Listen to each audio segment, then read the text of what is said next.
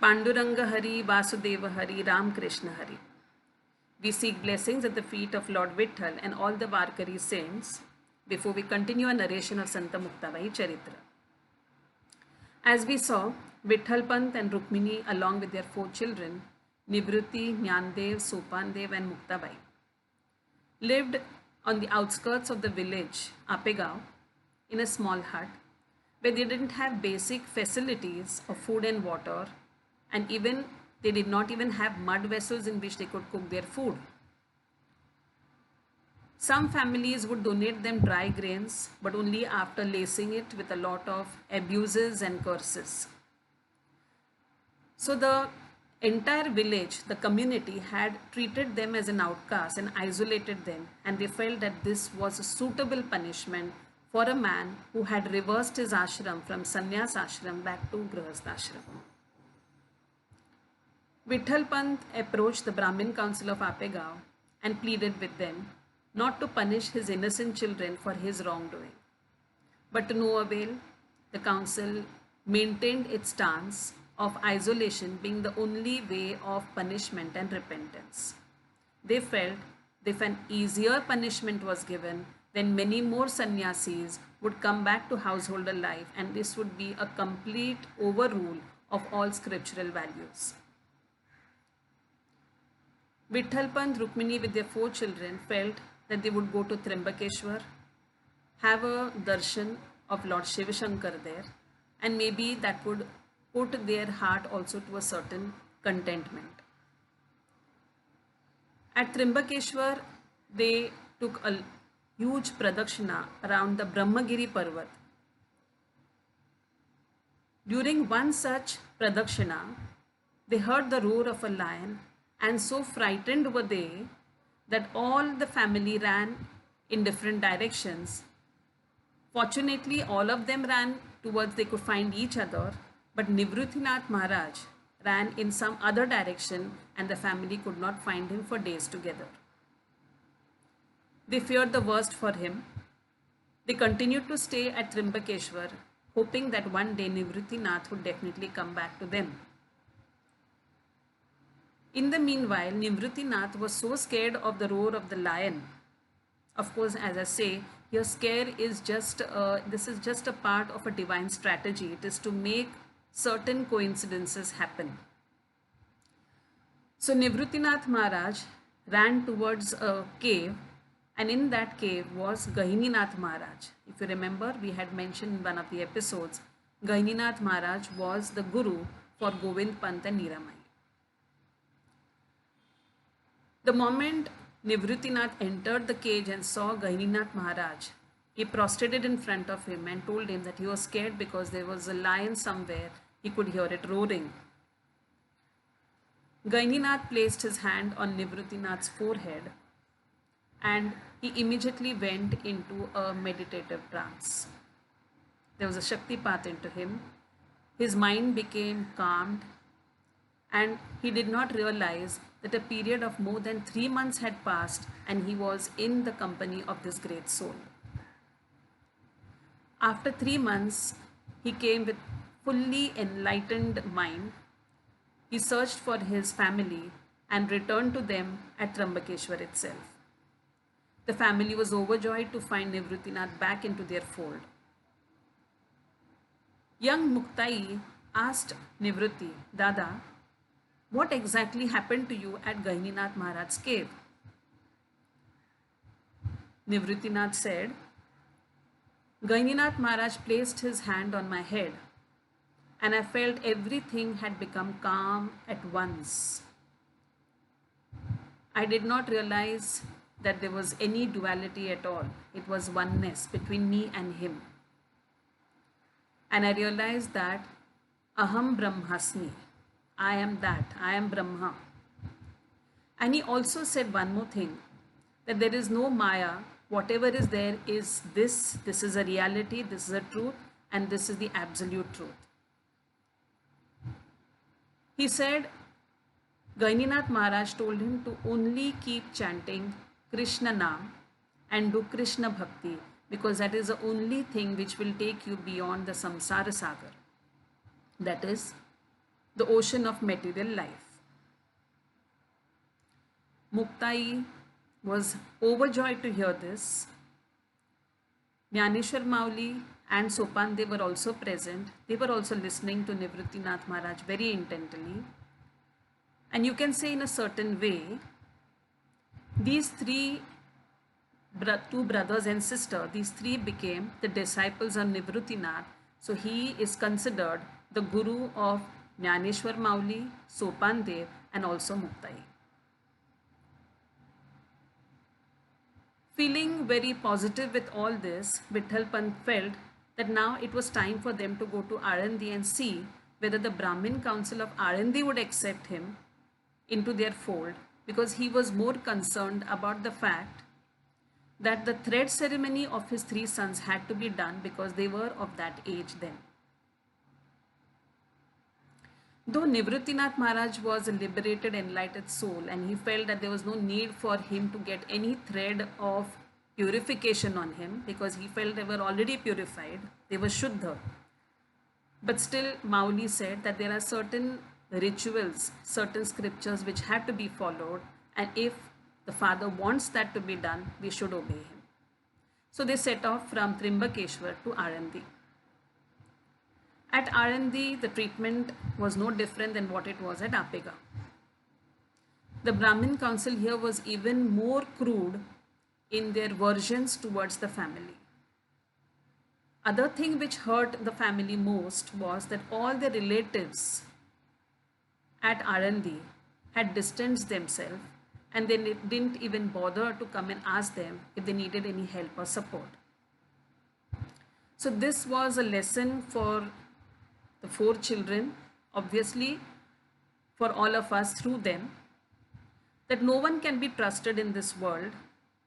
You cannot have faith in someone who is already in the materialistic life. So faith has to be only in the ultimate.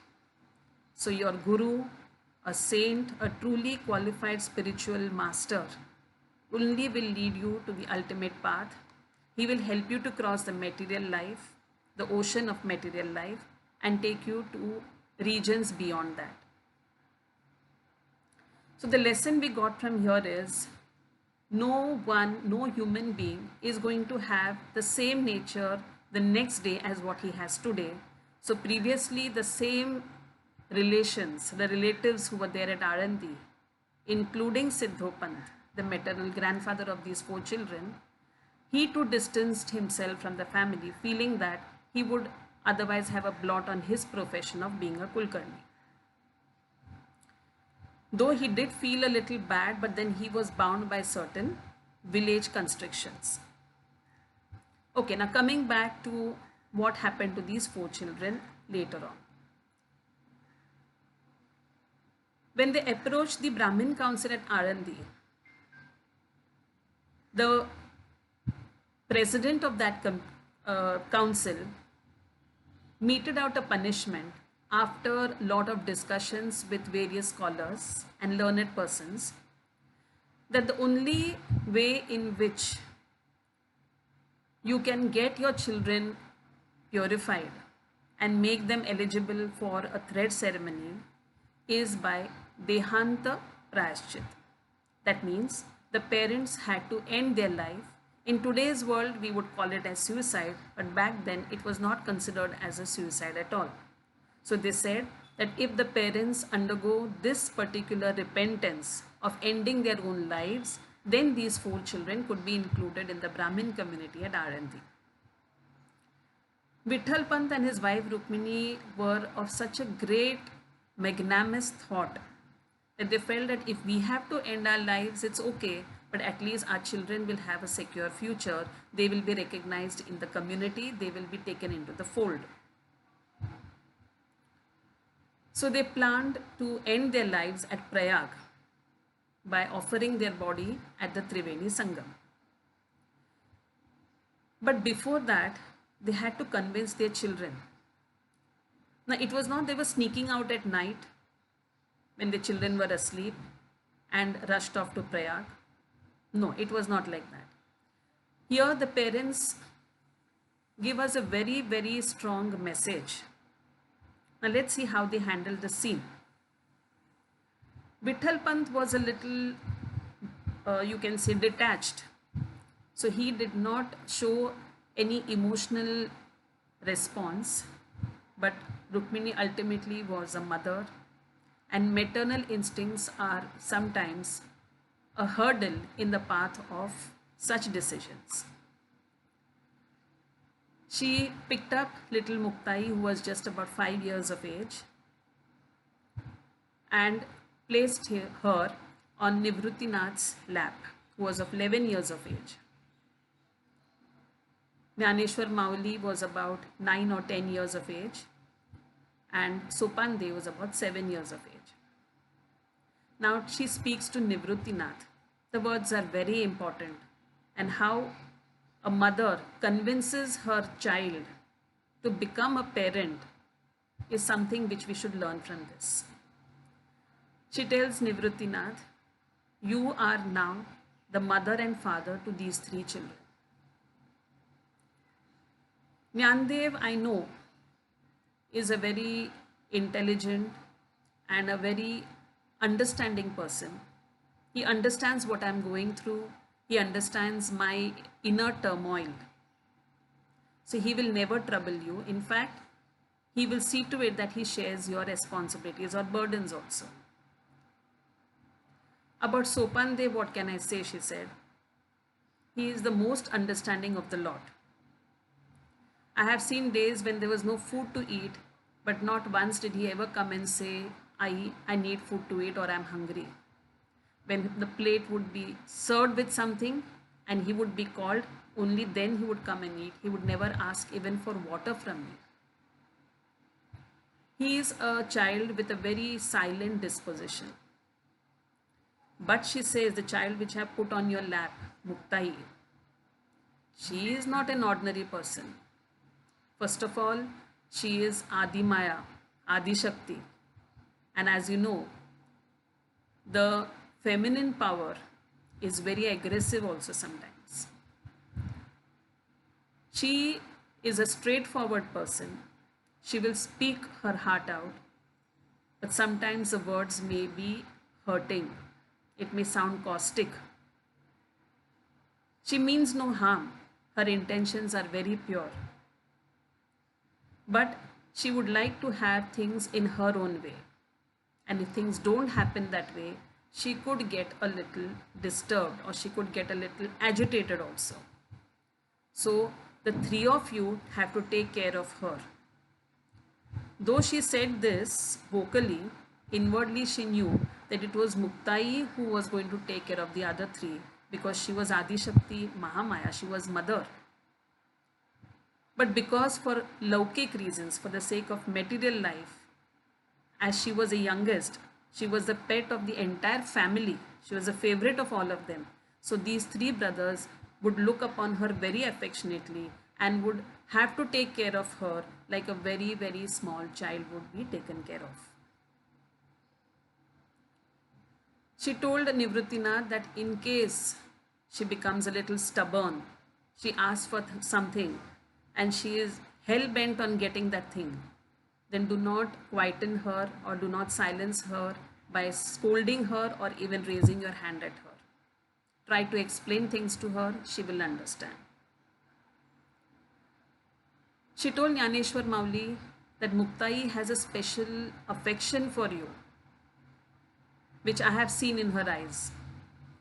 When she asks for Jnanda, where is Jnandev Dada? So I can understand how much she feels for you. She knows that Sopandev is a very sober and a silent person, and so in his company she is very calm and subdued. So she knows how to change her personality with each one of you. Now you have to accommodate her among yourselves. Because she's a girl, I'm also worried about one more thing. It's not that I really like to leave you all and go away. Go away to a place, give up my life, give up my entire affection for you by doing Dehanta Prayashit. I'm a mother ultimately. Which mother would like to leave her children, especially in this particular condition where they don't even have food and water in the house, where they're treated like outcasts by the same village and the same community? Which mother would like to leave these helpless children and go? But I'm doing this all only because I truly care for you. I want that this very society should accept you so that you three boys can have your sacred thread ceremony done, and Muktai could also in future get married into the same fold. So for the future of all of you, we have to take such a rash decision. So please do not mistake us. Do not cry after we leave. Do not come and cling to us when we are just reaching the door to exit out of the house, because that will make us come back and we do not want to reverse our path again. So I request all of you, she said, all you four, please, wherever you are, stay calm, stay controlled, keep your emotions under control, and bid both your parents farewell without having any tears in your eyes. Though it was a very difficult scene, but the children followed the mother because they felt that whatever she was doing it with a very, very hard heart. Rukmini and Vitthal Pant left for Prayag. The children remained at Arandi in their small dwelling.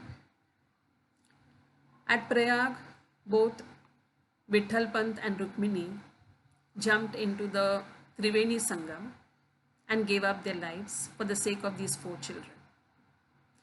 Actually, they have not given up their lives only for the sake of these four children. The main cause was for the benefit of all mankind. Because had they not done the Hanta Prayashit, that is repentance, by ending one's life, these four children wouldn't have come out into the spiritual world and made us all walk on the same path. What happens to these four children at various stages will be seen in the further episodes. One small mention that even though the parents ended their life by giving their bodies into the Triveni Sangam, it is considered not as a suicide, but it is considered to be the true way to end one's life if he does it at the Triveni Sangam at Prayag. This is what the scriptures say. So viewers and listeners should not mistake that it is a type of suicide. It is supposed to be an offering to the water that we are coming back to where we belong. Leaving this section at this note, we continue in the next. Ram Krishna Hari.